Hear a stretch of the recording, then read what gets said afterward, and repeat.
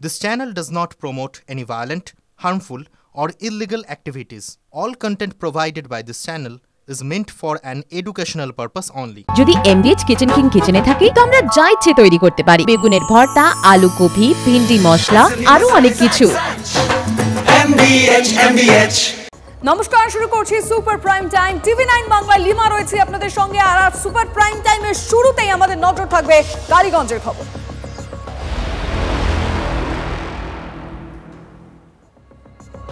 উপনির্বাচনেও বোমা সন্ত্রাস। কালীগঞ্জে তৃণমূল প্রার্থীর জয়ের দিনই মোলান্দিতে সিপিএম সমর্থকদের বাড়ি লক্ষ্য করে বোমাবাজি। আজকের সব থেকে বড় খবর, বোমার আঘাতে মৃত্যু হলো চতুর্থ শ্রেণীর ছাত্রী তামান্না খাতুনের। তৃণমূলের বিজয় মিছিল থেকে বোমাবাজির অভিযোগ সিপিএম সমর্থকদের। মনে হয় তৃণমূলকে ভোট দিইনি বলেই হামলা চালিয়েছে তৃণমূল। দোষীর শাস্তির দাবিতে বুক ফাটা কান্না নিহত স্কুল ছাত্রীর মায়ের। টার্গেটে ছিল সাহেব শেখ, তাকে না পেয়েই তার দাদার মেয়েকে লক্ষ্য করে বোমা ছড়ে দুষ্কৃতীরা। বিস্ফোরক দাবি সাহেব শেখের। ধারালো অস্ত্র, বুম ছিল, গুলি ছিল, তারপরে পিস্তল ছিল, দা ছিল অনেকজনের হাতে। একবার সকেট মারবো বলে একবার ধর এসে সকেট মারছে। আমি ভয়ে আতঙ্কা ভয়ে মার্ডার করবে বলে আমি ঘরে জানলা ভেঙে আমি পালিয়ে গিয়েছি। আমাকে যখন পাইল না কো, আমার একটা চাচাতো ভাইয়ের মেয়ে ছিল, তার মা ছিল, তার মা জরহাত করছে, পায়ে ধরছে, হাতে ধরছে। যখন বেটা ছেলে কেউ নাই আমাদের বাড়িতে, আমার স্বামী না, আমার স্বামী বিদেশে কাজে গিয়েছে, তোমরা সকেট মারো না।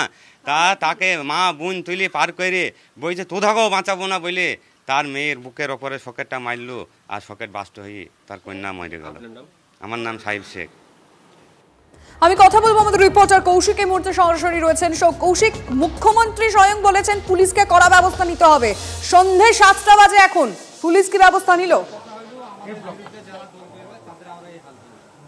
দেখো, এখনো পর্যন্ত যেটা পুলিশ সূত্রে জানা গেছে একজন গ্রেপ্তার হয়েছে। তবে এই যে বিজয় উল্লাসের নামে যে কার্যত একটা তাণ্ডব চলেছে, এই যে গ্রাম মোলান্দি গ্রামের যে পূর্বপাড়া এলাকা, একাধিক বাড়িতে বোমাবাজি করা হয় এবং বেশ কয়েকজনকে তাড়া করা হয়। সাহেব শেখকে বোমা নিয়ে পিছন তাড়া করে, তারপর তাকে যখন না পায় তার এই তামান্নাকে লক্ষ্য করে বোমা ছড়ে মৃত্যু হয় তামান্নার এই চতুর্থ শ্রেণীর এই ছাত্রী। এবং এই ঘটনায় কিন্তু এলাকায় আতঙ্ক রয়েছে, একাধিক বাড়িতে বোমাবাজি ঘটেছে এবং এরপর কংগ্রেসের নেতৃত্ব এসেছেন দেখা করার জন্য। কি শুনলেন, কি দেখলেন? ঘটনাটা অত্যন্ত মর্মান্তিক। শুধু মর্মান্তিক নয়, এটা শুধু প্ররোচনা নয়, এর আগে এরা প্ররোচনা দিয়েছে। আপনারা জানেন এখানকার যিনি ব্লক প্রেসিডেন্ট এবং ইলেকশন এজেন্ট, তিনি প্ররোচনা দিয়েছেন এবং পরিকল্পিতভাবে ঠিক নির্বাচনের যখন কাউন্টিং চলছে সেগুলো বেছে এই বাড়ির পরিবারের লোকেরা, যেহেতু সেই সময় বাম এবং কংগ্রেস জোটের সঙ্গে সমর্থন করেছিল এবং তাদের হয়ে কাজ করেছিল, সেইটাকেই তারা মূলধন করে তাদের বাড়িতে এসে অত্যন্ত পরিকল্পিতভাবে একটা বাচ্চা মেয়ে পরে তারা খুন করেছে। এটা খুন করেছে যে এজেন্ট ছিল প্রার্থী, তার উপরেই আপনারা করছেন।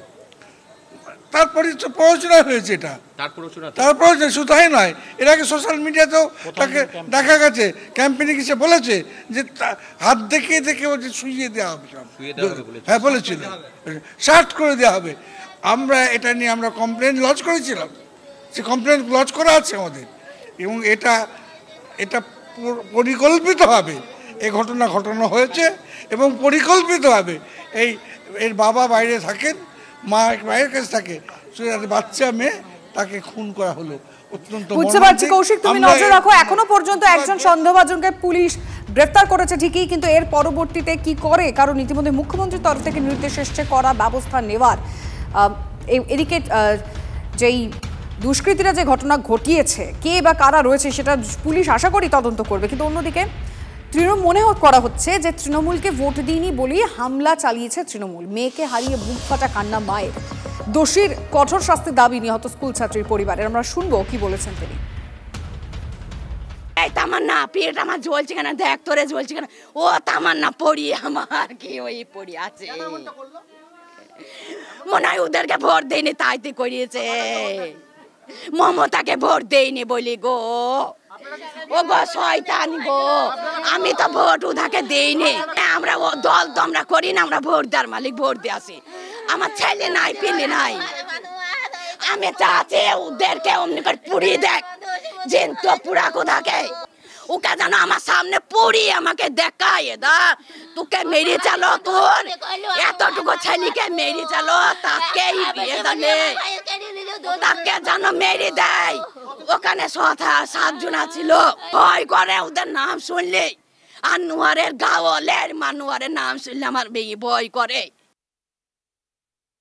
জীবনযুদ্ধে বারবার হেরে যাওয়া এক হিরো যিনি বহুদিন আগে বলেছিলেন হারকার জিতনে वालों को बाजीगर कहते हैं।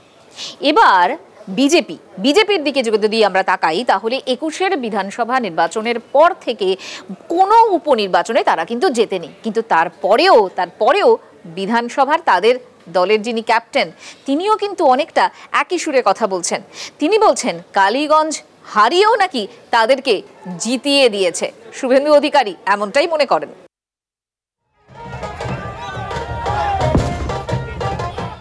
26-এর ফাইনালে 10 মাস আগে কালীগঞ্জ বিধানসভা নিজেদের দখলেই রাখল তৃণমূল। সবুজ ঝড়ে দ্বিতীয় হয়ে রইল বিজেপি। 21-এর বিধানসভা নির্বাচনে 31% ভোট পেয়েছিল বিজেপি। 24-এর লোকসভা ভোটে সেই হার ছিল 33%। 25-এর বিধানসভা উপনির্বাচনে সেই ভোট কমে দাঁড়িয়েছে 28%। এই ফলাফল সাদা চোখে দেখলে হার, কিন্তু গেরুয়া চোখে সেটাই জয়। কারণ শুভেন্দু অধিকারীর মতে কালীগঞ্জের উপনির্বাচনে সাফল্য পেয়েছে বিজেপির হিন্দু ভোট এক কাট্টা করার লক্ষ্য। আমরা ওদের এলাকায় প্রচারও করিনি, এজেন্টও দিইনি। আমরা 109টা হিন্দু বুথকে নিয়ে পড়েছিলাম। হিন্দুরা 70 ভাগের বেশি, কোথাও 70 কোথাও 80 ভাগ। যে 9 রাউন্ড পেয়েছি তাতে হিন্দু বুথে সব বুথেই প্রায় সব বুথে ভারতীয় জনতা পার্টির উপরে আস্থা রেখেছেন হিন্দুরা। এই আস্থা বাংলার হিন্দুরা রাখলেই হবে। আমাদের কনসার্ন ছিল যে হিন্দু ভোটটা আমরা কতটা পাচ্ছি দেখা।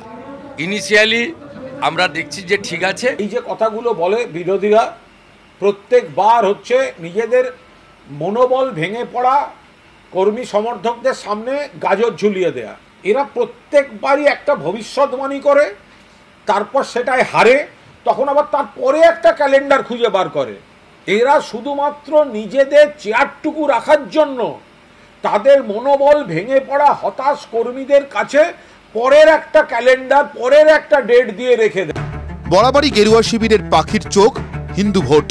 একাধিকবার হিন্দু ভোট এক কাট্টা করার কথা বলেছেন শুভেন্দু অধিকারী। নিজেকে হিন্দুদের বিধায়ক বলেও দাবি করেছিলেন। সবাইকে বলবো, হিন্দু যদি হন এক থাকবেন, ঐক্যবদ্ধ থাকবেন।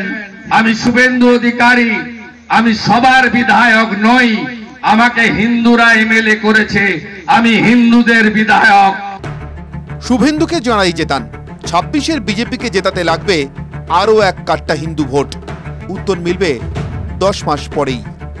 Sushovan Bhattacharya report, TV9 Bangla.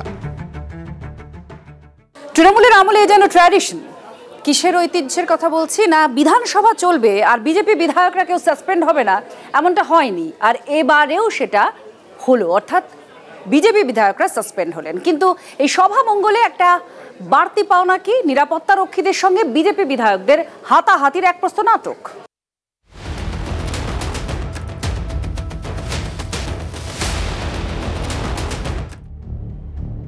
গণতন্ত্রের পীঠস্থান, মানুষের সমস্যা নিয়ে আলোচনার কেন্দ্র, নতুন আইন তৈরির আঁতুড়ঘর, সেখানে কিনা মারামারির অভিযোগ। ফের বিধানসভায় তুলকালা, আহত বিধায়ক থেকে শুরু করে নিরাপত্তা রক্ষীরা। একাধিক বিল নিয়ে আলোচনায় বিজেপি বিধায়কদের বক্তব্য কার্যবিবরণী থেকে বাদ দেওয়ার অভিযোগ। কি কারণে বক্তব্য বাদ দেওয়া হয়েছে জানতে চেয়ে বিধানসভা কক্ষে বিক্ষোভ দেখান বিজেপি বিধায়করা। বিক্ষোভ দেখানোর সময় তাদের বিরুদ্ধে মাইক টেবিল ভাঙচুরেরও অভিযোগ ওঠে। এরপর স্পিকার সাসপেন্ড করেন 4 বিজেপি বিধায়ক, শঙ্কর ঘোষ, অগ্নিমিত্রা পল, দীপক বর্মন, মনোজ ওরাওকে। তাদের বিধানসভা পক্ষ থেকে মার্শাল দিয়ে বের করে দেওয়ার সময় ধস্তাধস্তি বেঁধে যায়। এমনকি নিরাপত্তা রক্ষীদের সঙ্গে বিজেপি বিধায়কদের হাতাহাতিও শুরু হয়ে যায়। প্রতিবাদে ওয়াকআউট করে বিজেপি। যেদিন বিরোধী দলের বিধায়ক হিসাবে, চিফ হুইপ হিসাবে আমার বলা বন্ধ করেছিল, তাহলে সেটা কোন আইন ছিল? এই কথা বলার পরে আমরা প্রতিবাদ জানিয়েছি, মার্শাল থেকে নিয়ে এসে আমাকে নিচে ফেলে দেওয়া হয়েছে। আমরা কোনো কথা বলতে পারবো না, আমাদের জনপ্রতিনিধি করে পাঠানো হয়েছে, এলাকার মানুষ, পশ্চিমবঙ্গের মানুষ আমাদের ভোটে জিতিয়ে জনপ্রতিনিধি করে পাঠিয়েছে, কিন্তু আমরা কোনো এলাকার কথা বলতে পারবো না, কোনো অন্যায়ের কথা বলতে পারবো না, আমাদের মুখ বন্ধ করে বসে থাকতে হবে। কেন তার দলের বিধায়করা সাসপেন্ড তা জানতে বিধানসভায় পৌঁছে যান বিরোধী দলনেতা শুভেন্দু অধিকারী। স্পিকারের সঙ্গে বিরোধী দলনেতার তুমুল বিতণ্ডা। স্পিকার আমাকে প্রথম বলল বেরিয়ে যান, তারপরে বলছে একে বের করে দাও। সিকিউরিটি মার্শাল তারা আমাকে গোল করে ঘেরে এবং 20 জন মহিলা সিকিউরিটি দিয়ে সার্কেল করা হয়। ওরা চেয়েছিল আমি মহিলা সিকিউরিটিদের সঙ্গে হাতাহাতিতে জড়াই। আমি আমার দুটো হাত আমি আমার ট্রাউজারের পকেটের ভিতরে ঢুকিয়ে রেখেছিলাম। স্পিকারের বিরুদ্ধে অনাস্থা আনা হবে বলেও ঘোষণা করেন বিরোধী দলনেতা। অনাস্থা আনতে হবে, আমি তো এর আগে অনেকবার অনাস্থা এনেছিলাম। অনাস্থা আনতে গেলে আগে রুলটা যেন ভালো করে পড়ে নেন। ওদের তো একজন বিধায়ক রয়েছেন যিনি সবসময় অনেক নিজেকে অনেক পরিচয় দেন, উনি এই ছিলেন সেই ছিলেন, তাকে দেখে নিয়ে তার সাথে পরামর্শ করে দেবেন। বিজেপির বিরুদ্ধে বিধানসভার রক্ষীদের মারধরের অভিযোগ উঠেছে। 14 জন নিরাপত্তারক্ষী আহত জানিয়েছেন বিধানসভার অধ্যক্ষ বিমান বন্দ্যোপাধ্যায়। পাল্টা বিরোধী দলনেতা শুভেন্দু অধিকারীর দাবি তাদেরও 28 জন আহত হয়েছেন। মার্শাল একটা লিস্ট দিয়ে গেল, টিভিতেও তো আমি দেখছি সবার হাতে ব্যান্ডেজ বাঁধা, কারোর হাতে, মহিলাদেরও কয়েকজন সিকিউরিটি গার্ড তাদেরও হাতে কিছু ব্যান্ডেজ লাগানো রয়েছে। আমাদেরও 28 জন আহত, আমরাও ব্যান্ডেজ বাঁধি। তবে এবারই প্রথম নয়, এর আগে 2022 সালে 28শে মার্চ বকটুই কাণ্ড নিয়ে উত্তাল হয় বিধানসভা। ওয়েলে নেমে বিক্ষোভ, স্লোগান থেকে তৃণমূল বিজেপি বিধায়কদের মধ্যে ধাক্কাধাক্কি, হাতাহাতি, মারপিট, কিছুই বাদ যায়নি। 2006 সালের 30শে নভেম্বর বিধানসভা লবিতে তাণ্ডব চালান তৃণমূল বিধায়করা।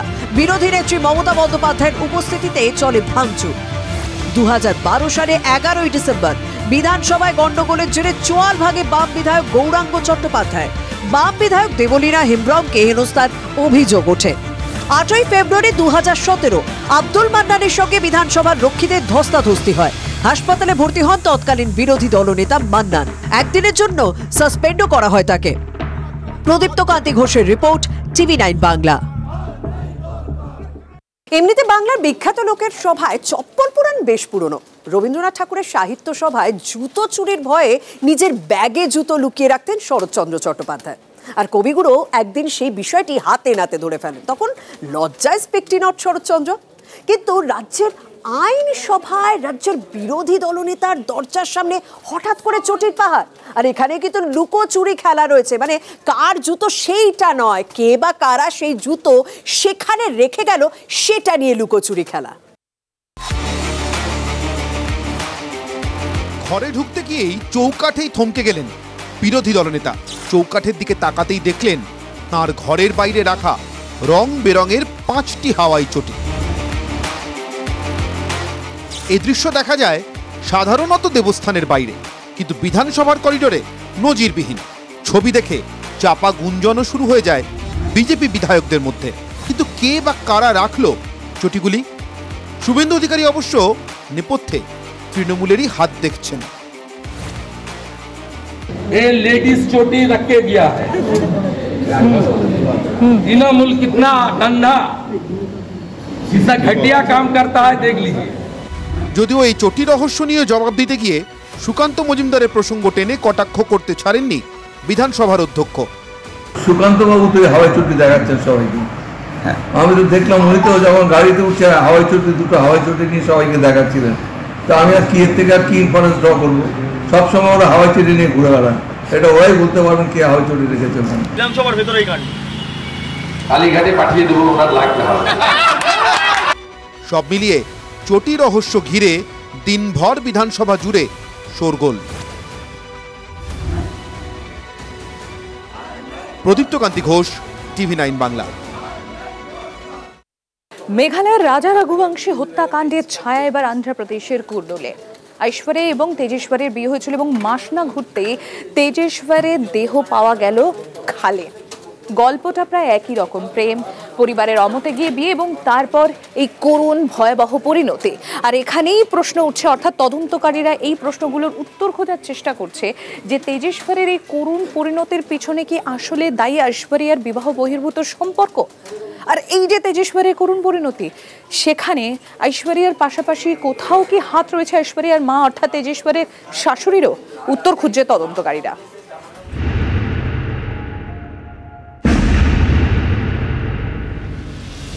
প্রেমিককে সঙ্গে নিয়ে স্ত্রী সোনামের ষড়যন্ত্র। মেঘালয় হানিমুন মার্ডার দেশ জুড়ে চর্চার কেন্দ্রবিন্দু হয়ে উঠেছিল। অন্ধ্রপ্রদেশের কুর্নুল যেন সেই স্মৃতি ফিরিয়ে আনলো তেজেশ্বর হত্যাকাণ্ডে। ঐশ্বর্যর সঙ্গে প্রেমের সম্পর্ক বিয়ে পর্যন্ত গড়িয়েছিল, কিন্তু তারপর সব শেষ।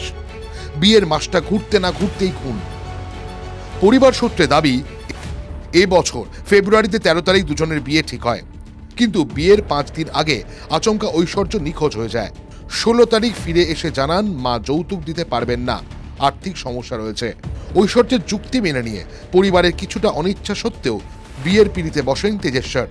18ই মে তাদের বিয়ে হয়। তবে সবকিছু স্বাভাবিকভাবে চলছিল না। বিয়ের 1 মাস কাটতে না কাটতেই 17ই জুন তেজেশ্বর হঠাৎ নিখোঁজ হয়ে যায়। পুলিশের দ্বারস্থ হয় পরিবার। 5 দিন পর খাল থেকে উদ্ধার হয় নিথর দেহ। খুনের নেপথ্যে গভীর ষড়যন্ত্র দেখছে নিহতের পরিবার। স্ত্রী ঐশ্বর্যর সঙ্গে তার মা ও প্রেমিক এই চক্রান্তে সামিল বলে দাবি।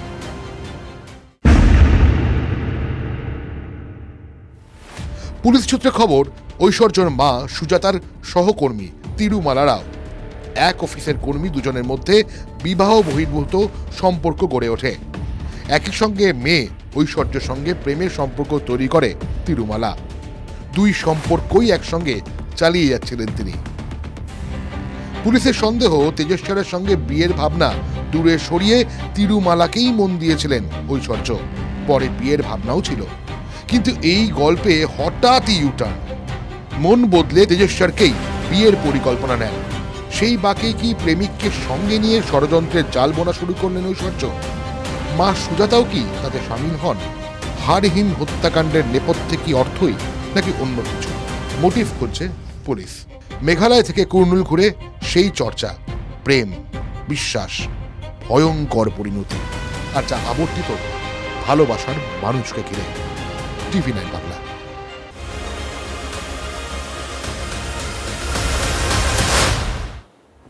ইরানের 6টি বিমান ঘাঁটিতে জোরালো হামলা ইসরায়েলি বায়ুসেনার।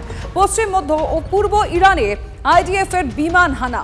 বিমান ঘাঁটির runway, underground hangar, refuelling aircraft ধ্বংসের ভিডিও প্রকাশ হয়েছে। ধ্বংস করা হয়েছে ইরানের F-14, F-5 এর মতো যুদ্ধ বিমান। এই ঘাঁটি থেকে ইরানি যুদ্ধ বিমান ইসরায়েলকে টার্গেট করে হামলা করত দাবি আইডিএফ এর। এই ঘাঁটি থেকে আর কোনো ইরানি যুদ্ধ বিমান উঠতে পারবে না, ভিডিও দেখিয়ে দাবি ইসরায়েলি সেনার। MDH চানা মশলা, এখন ছোলা হোক বা বরবটি দানা, সাদা চানা হোক বা কালো, সব রান্নাই হবে অসাধারণ।